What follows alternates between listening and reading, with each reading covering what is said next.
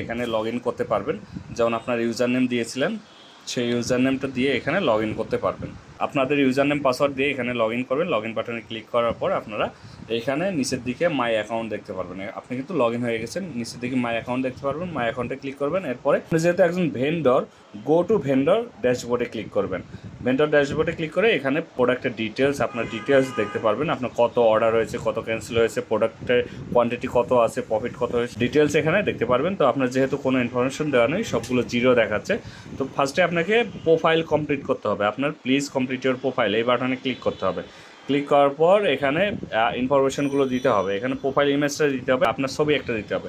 এরপর shop profile, একটা শপের লোগো দিতে হবে, অথবা আপনার ফেসবুক পেজে যেটা প্রোফাইল পিকচার দেওয়া আছে, পেজের প্রোফাইল পিকচার ইমেজটা এখানে দিবেন। এখানে শপের একটা কভার ফটো দিতে হবে। আপনার ফেসবুক পেজে, বিজনেস পেজের কভার ফটো আছে, সেটা এখানে দিয়ে দিবেন। এরপরে এনআইডি সামনের পার্টটা এখানে আপলোড করবেন। এরপরে ট্রেড লাইসেন্স, আপনার যদি ট্রেড লাইসেন্স থাকে তাহলে এখানে দিবেন, অথবা এনআইডি, ন্যাশনাল আইডি কার্ডের পেছনের পার্টের ছবিটা এখানে দিয়ে দিবেন। এরপরে নিচে আপনি যে ইনফরমেশনগুলো দিয়েছিলেন সেই ইনফরমেশনগুলো দেওয়া আছে, জাস্ট আরও কিছু ইনফরমেশন দিতে হবে। এখানে শপ নেম, আপনার শপের নেমটা, আপনি বিজনেসের নেমটা দিতে হবে। এখানে বিজনেসের নেমটা দিবেন, যেমন আমি আমার বিজনেসের নেমটা দিয়ে দিচ্ছি। এখানে বিজনেসের নেমটা দিলাম। এরপরে আপনার ফেসবুক অথবা ওয়েবসাইটের ইউআরএলটা দিতে হবে। আমার ফেসবুকের ইউআরএলটা দিয়ে দিচ্ছি। তো এখানে আমি ফেসবুকের ইউআরএল দিলাম, আপনি ফেসবুকের লিঙ্কটা দিতে পারেন অথবা আপনার ওয়েবসাইটের লিঙ্কটা দিতে পারেন। এরপরে ব্যাঙ্ক অ্যাকাউন্ট নেম, যদি ব্যাঙ্ক অ্যাকাউন্ট থাকে তাহলে এখানে অ্যাকাউন্ট নাম্বারটা দিবেন, এই অপশনে অ্যাকাউন্ট নাম্বারটা দিবেন। এরপরে ব্যাঙ্কের নাম, কোন ব্যাঙ্কে অ্যাকাউন্ট খোলা আছে আপনার নামটা দিবেন, কোন ব্রাঞ্চে, কোথায় অ্যাকাউন্ট খুলছেন, কোন শাখায় অ্যাকাউন্ট খুলেছেন, আর রাউটিং নাম্বারটা দিবেন। রাউটিং নাম্বার যদি আপনার জানা না থাকে তাহলে ব্যাঙ্কে ফোন করে আপনি রাউটিং নাম্বার জেনে নিতে পারবেন। আর আপনার যদি ব্যাঙ্ক অ্যাকাউন্ট না থাকে তাহলে ব্যাংকের জায়গা আপনি ব্যাঙ্ক নেমের জায়গায় বিকাশ, রকেট, নগদ যে কোনো একটা থাকলে, মনে করেন আপনার বিকাশ অ্যাকাউন্ট আছে, তো বিকাশ এখানে লিখে দেবেন বিকাশ। এখানে আপনার নামটা লিখে দিবেন। ব্রাঞ্চ নেম আপনি নো দিয়ে দিবেন, রাউটিং নাম্বার 1 দিয়ে দিবেন। Branch name no, routing number 1। এরপরে আপনি যে ঠিকানা দিয়েছিলেন সেই ঠিকানা এখানে শো করবে।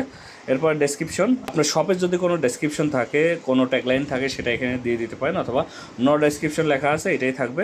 এরপর আপনার মোবাইল ব্যাঙ্কিং, আপনার যদি কোনো মোবাইল ব্যাঙ্কিং থাকে, বিকাশ, রকেট, নগদ অ্যাকাউন্ট যদি থাকে তাহলে সেটা দিয়ে এখানে আপনি লাস্টে আপডেট বাটনে ক্লিক করবেন। তো চলুন আমি ইনফরমেশনগুলো সাবমিট করি।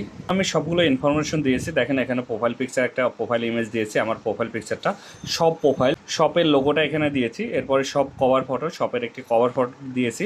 এরপরে এনআইডি কার্ডের প্রথম পার্ট দিয়েছি। এরপরে ট্রেড লাইসেন্সের জায়গায় আপনার ট্রেড লাইসেন্স থাকলে ট্রেড লাইসেন্স দিবেন, অথবা এনআইডির পেছনের পার্টের ছবিটা দিয়ে দিবেন। এরপরে আপনার নেম তো প্রথমে দেওয়া ছিল, ইউজার নেম প্রথমে দেওয়া ছিল, ইউজার নেম আপনি মনে রাখবেন অথবা পাসওয়ার্ড মনে রাখবেন। এরপরে ইমেলটা দেওয়া ছিল, ফোন নাম্বার দেওয়া ছিল, শপ নেমটা আমি দিয়েছি, আমার এই শপের নামটা, বিজনেসের নামটা যেটা, সেটা দিয়েছি। এরপরে ফেসবুকের পেজের ইউআরএল অথবা ওয়েবসাইটের লিঙ্কটা এখানে দিবেন। এরপরে আপনি ব্যাঙ্ক অ্যাকাউন্ট থাকলে ব্যাঙ্ক অ্যাকাউন্ট দিবেন, অথবা বিকাশ, রকেট, নগদ যেটা থাকবে আপনি সেটাই দিবেন। বিকাশ নাম্বারটা দিবেন এখানে। বিকাশ নাম্বার দেওয়ার পরে ব্যাঙ্ক নেমের জায়গায় বিকাশ দিবেন। এরপরে হোল্ডার নেম, আপনার নামটা দিবেন, যার নামে বিকাশটা খোলা আছে তার নামটা দিবেন। এরপর ব্রাঞ্চ নেম নো লিখে দিবেন, রাউটিং নাম্বার 1 লিখে দিবেন। এরপরে অ্যাড্রেস আগেই দিয়েছেন সেটা আছে।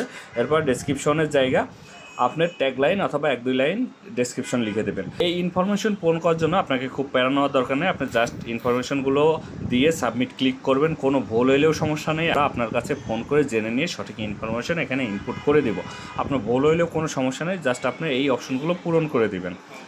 এরপরে বিকাশ নাম্বার, আপনি যদি মোবাইল ব্যাঙ্কিং অপশনে আসবেন, এরপরে বিকাশ, নগদ, রকেট, মোবাইল ব্যাঙ্কিং কোনোটা থাকে সেটা আপনি দিয়ে দিবেন, অথবা আপনি যে কোনো একটা দিয়ে দিতে পারেন। আপনার মনে করেন বিকাশ অ্যাকাউন্ট আছে, বিকাশ নাম্বারটা এখানে দিয়ে দিবেন। এখানে শপের এক্সট্রা ইনফরমেশন না দিলেও হবে, আপনি চাইলে দিতেও পারেন। দেওয়ার পরে সবচেয়ে নিচে আসবেন, নিচে এসে আপনি আপডেট বাটনে ক্লিক করবেন। আপডেট বাটনে ক্লিক করার পরে এটা আপডেট হয়ে যাবে।